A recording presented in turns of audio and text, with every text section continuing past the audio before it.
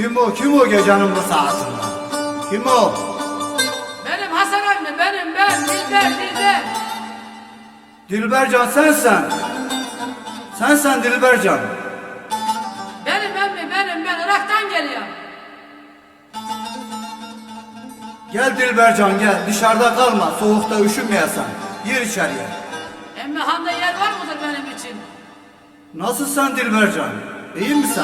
Vallahi iyiyim, canın sağlığıdır emmi.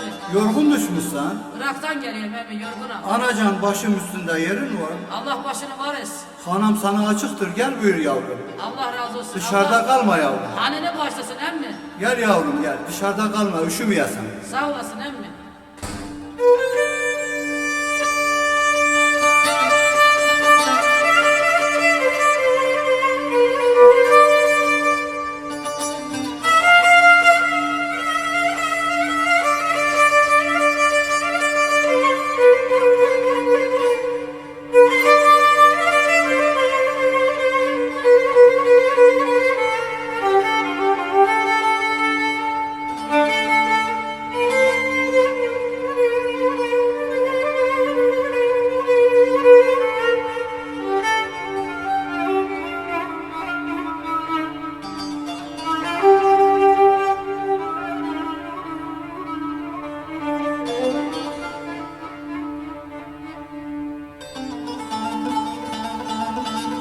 Irak'tan gelmişim, yorgunum acım.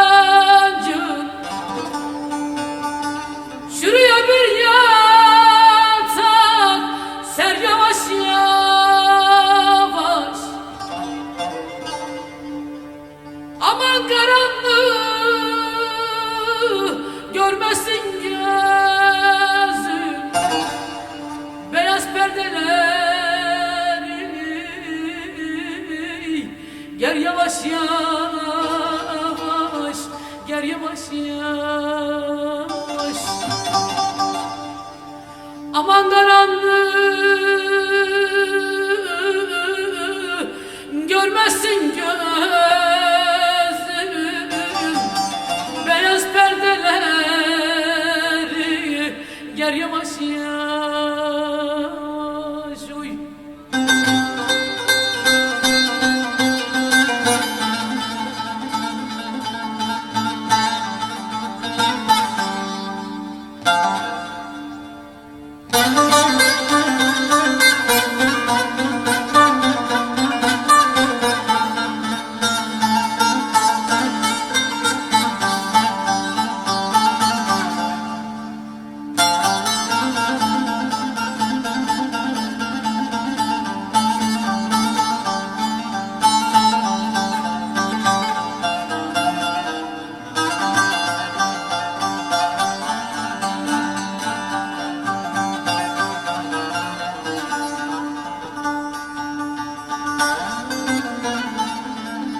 İşte hacı ben her zaman böyleyim.